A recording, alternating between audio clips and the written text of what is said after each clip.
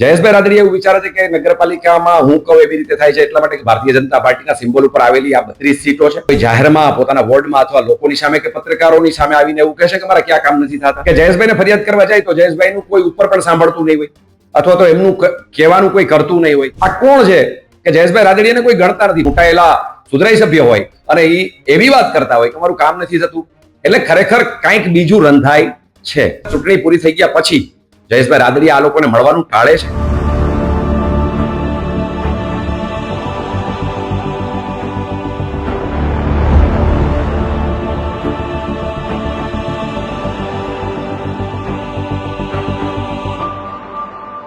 દિવસે ને દિવસે સૌરાષ્ટ્રનું રાજકારણ ખૂબ ગરમાઈ રહ્યું છે, કારણ કે સૌરાષ્ટ્રમાંથી અનેક એવા કિસ્સાઓ સામે આવતા હોય છે ત્યારે સ્વાભાવિકપણે આપણે કહી શકીએ કે ઉકળતો ચરુ ચરમસીમાએ પહોંચ્યો છે.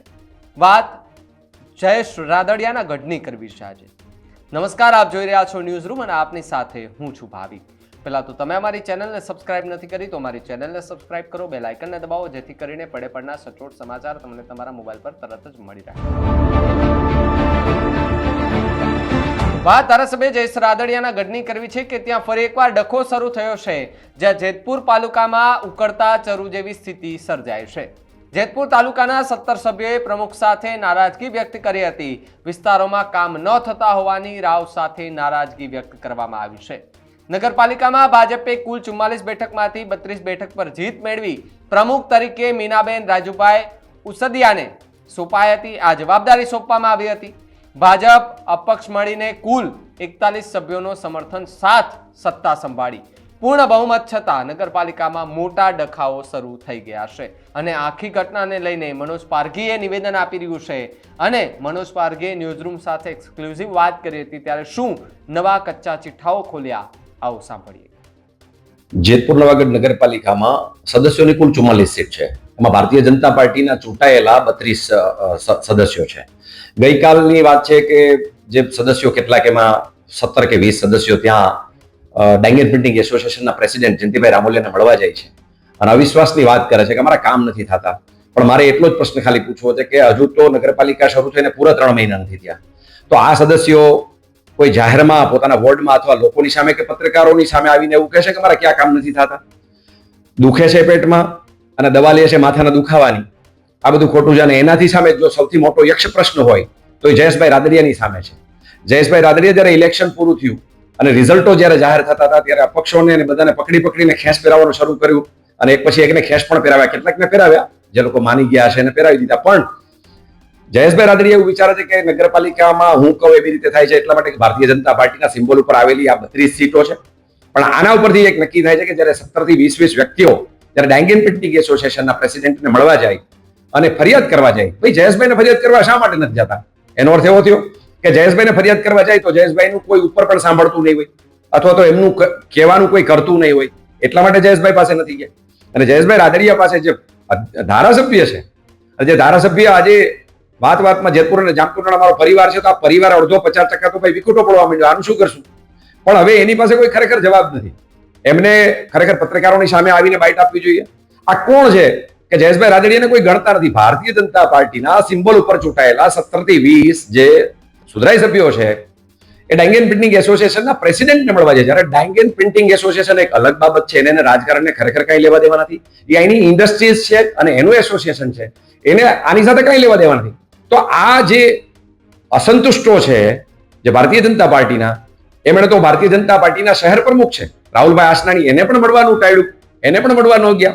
જયેશભાઈ રાદડિયાનો પણ સંપર્ક ન કર્યો અને સીધા આવી રીતે દોડાઈ ગયા. તો ખરેખર આની પાછળનો દોરી સંચાર કોનો છે એ પણ જાણવું જરૂરી છે.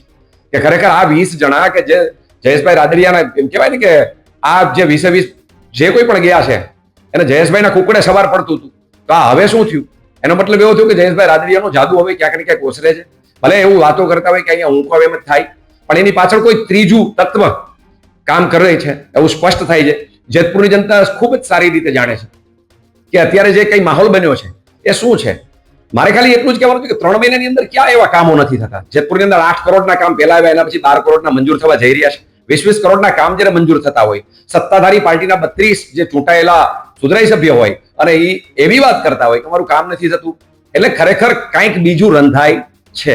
જયેશભાઈ રાદડિયાના હાથમાંથી જાણે વાત નીકળી ગયું એવું લાગે છે.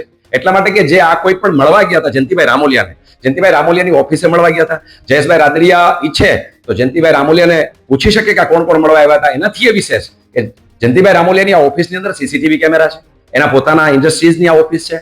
એટલે જયેશભાઈ રાદડિયા સીસીટીવી જોઈને પણ નક્કી કરી શકે અને જોઈ શકે કે આ કોણ કોણ અસંતુષ્ટો હતા. એથી સ્પષ્ટ થાય કે એની સામે આ ખરેખર તો કેટલીક વખત એક બહુ સિમ્પલ વાત, એક સમજવા જેવી વાત છે કે જયેશભાઈ રાદડિયા ધારાસભ્ય હોય અને એને કોઈ પૂછે નહીં અને સીધા ડાઇંગ એન્ડ પ્રિન્ટિંગ એસોસિએશનના જે પ્રેસિડેન્ટ છે એને મળવા જાય અને પ્રેસિડેન્ટ એને એવી બાહેધરી આપે કે હું તમને જયેશભાઈ રાદડિયા સાથે મીટિંગ ગોઠવી દઈશ. એનો અર્થ એવો પણ થાય કે જયેશભાઈ રાદડિયા આ લોકોને મીટિંગ નહીં આપતા હોય, એના માટે થઈને મધ્યસ્થી તરીકે એમણે આ ડાઇંગ એન્ડ પ્રિન્ટિંગ એસોસિએશનના પ્રેસિડેન્ટને મળવા જવું પડ્યું. એટલે કે એક વખત ચૂંટણી પૂરી થઈ ગયા પછી જયેશભાઈ રાદડિયા આ લોકોને મળવાનું ટાળે છે. શું કામ મળવાનું ટાળે છે? એ પણ એક યક્ષ પ્રશ્ન છે. મળવાનું એક ધારાસભ્ય કે જે પોતાની પાર્ટીમાં સિમ્બોલ પર ચૂંટાયેલા એવા અનેક લોકોને મળવાનું, એવા સભ્યોને મળવાનું ના પાડતા હોય તો એની પાછળ કંઈક કારણ છે. અને કાં તો એની સામે સ્પષ્ટ છે કે ભાઈ આ જે ખરેખર અવિશ્વાસની દરખાસ્તની વાત સુધી પહોંચી આ મેટર છે, આ ઓફ ધ રેકર્ડ છે, પણ અવિશ્વાસની દરખાસ્ત મૂકવા સુધી વાત પહોંચી છે તો ખરેખર આની પાછળનું ત્રીજું તત્વ કોણ છે? હું તો ત્યાં સુધી કહીશ કે આ વિશ્વાસની દરખાસ્ત છે ભારતીય જનતા પાર્ટીના જે હાલના પ્રેસિડેન્ટ છે મેનાબેન રાજેશભાઈ ઉચદરિયા એની સામે નથી. આ જયેશભાઈ રાદડિયા જેતપુર જામકંડોરણાના ધારાસભ્ય છે એની સામે એક ચેલેન્જ કરી છે. જે સાથે રહીને જેને ચૂંટાવ્યા છે, જેને ટિકિટો જયેશભાઈ રાદડિયાએ સાથે રહીને આપી છે, એમાં ભલામણો કરી છે કે આ લોકોને આપવી જોઈએ. આ ચૂંટાઈ એવા છે, આ સારા માણસો છે, આ યોગ્ય લોકો છે અને એ જ લોકો આજે જયેશભાઈ રાદડિયાને ચેલેન્જ કરવા નીકળ્યા છે. એ સ્પષ્ટ છે 100% કંઈ ને કંઈ બીજું રંધાય છે. આની પાછળ કોઈ ત્રીજું તત્વ કામ કરે છે અને હું માનું છું ત્યાં સુધી આ ત્રીજું તત્વ પોતાની તાકાત બતાવીને જંપશે. એટલા માટે કે જયેશભાઈ રાદડિયા કશું કરી શક્યા નથી. આ લોકો ત્યાં રજૂઆત કરવા ગયા તો પણ, અને આજની વાત કરીએ તો એને એક પણ સ્પેશિયલી બોલાવ્યા નથી. ખરેખર તો આ એક પક્ષની વાત આવે તો એક પનિશમેન્ટનો વિષય છે, એક સજાનો વિષય છે કે ધારાસભ્ય બેઠા છે અને તમે સીધા જ કોઈ થર્ડ વ્યક્તિને મળવા જાઓ છો કે જે એમ પોતે કહે છે કે ભાઈ મારે નગરપાલિકા સાથે કઈ લેવા દેવા નથી, છતાંય હું તમારી મુલાકાત કરાવી દઈશ, કાંઈ એવું હશે તો હું તમને કહીશ. તો જયેશભાઈ રાદડિયાને કોઈ મળવા માંગતું નથી એવું પણ સ્પષ્ટ થાય. એટલે જે આ ત્રીજું તત્વ જેની હું વાત કરું છું કે જે ચૂંટણી દરમિયાન ખૂબ જ ડિબેટો ચાલી હતી, ઇલેક્શનની ટિકિટો દરમિયાન ખૂબ જ ડિબેટ ચાલી હતી, એ દરમિયાનનું કોઈ જો ત્રીજું તત્વ હોય એ લોકો ખૂબ જ સારી રીતે જાણે છે, રાજકીય તજજ્ઞો પણ ખૂબ સારી રીતે જાણે છે કે આ ત્રીજું તત્વ કોણ છે. તો હું એવું માનું છું કે જયેશભાઈ રાદડિયાને ધીમે ધીમે આ ત્રીજું તત્વ ઓલરેડી ઓવરટેક કરવાની પૂરેપૂરી કોશિશ કરી ચૂક્યું છે અને આજે એની સામે એક પ્રકારે બંધ પોકાર્યો હોય એવી સ્પષ્ટતા છે. એટલે ખરેખર જયેશભાઈ રાદડિયા માટે આવનારા દિવસો છે એ બહુ ચોંકીને ચેતીને ચાલવા જેવા છે. તો જે કાર્યકર્તાઓ છે તેમાં નારાજગી દૂર ન થાય તો અવિશ્વસનીય દરખાસ્તની તૈયારી પણ સૂત્રો પાસેથી માહિતી મળી રહી છે. સભ્યો નારાજગી ઠાલવવા ડાઇંગ એન્ડ પ્રિન્ટિંગ એસોસિએશનના પ્રમુખ પાસે પણ ગયા હોવાના સમાચાર મળી રહ્યા છે. સાથે જ સભ્યો ધારાસભ્ય રાદડિયા નજીકના જયંતિ રામોલિયાને પ્રમુખ વિરુદ્ધ રજૂઆત કરી હોવાના સમાચાર મળ્યા છે. પણ સાથે સાથે પ્રમુખ છે તે વાલા દવલાની નીતિ રાખતા હોવાના આરોપ પણ લગાડવામાં આવી રહ્યા છે અને આ એક આરોપને પગલે જેતપુર જામકંડોરણા સહિત આસપાસના વિસ્તારોનું રાજકારણ ગરમાયું છે. જોકે સૌરાષ્ટ્રનું રાજકારણ ચૂંટણી હોય કે ન હોય એ ગરમાયેલું ને ગરમાયેલું રહેતું હોય છે. આમ તો એ અંબાલાલ પટેલને આપણે ક્યારેક આગાહી સાંભળીએ ત્યારે આપણે એમ થાય કે હવામાનનું આટલું બધું ઉલટફેર થાય તો મારે એટલું જ કહેવું છે કે સૌરાષ્ટ્રની જનતાને કે ત્યાં વાતાવરણ પલટો મારે કે ન મારે, વરસાદ આવે કે ન આવે, ઠંડી પડે કે ન પડે, તડકો પડે કે ન પડે, પણ રાજકારણમાં ક્યારેક ઉલટ પાલટ થાય તેની સંભાવના કલાકે રહેતી હોય છે. ત્યારે અમુક સભ્યોના વિસ્તારના કામ ન થતા હોવાથી આખી નારાજગી સામે આવી છે અને આગામી સમયમાં નગરપાલિકામાં નવા જૂનીના એંધાણ થાય તો પણ કોઈ નવા જૂનીની વાત નહીં.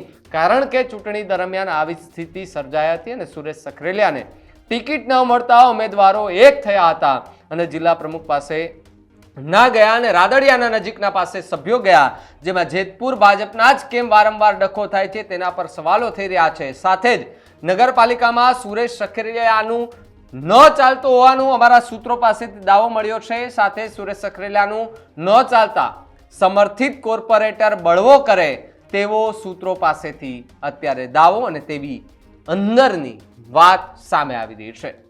આખા મુદ્દાને લઈને તમે કેવી રીતે જુઓ છો કમેન્ટ કરીને ખાસ જણાવજો. જોતા રહેજો ન્યૂઝ રૂમ. નમસ્કાર.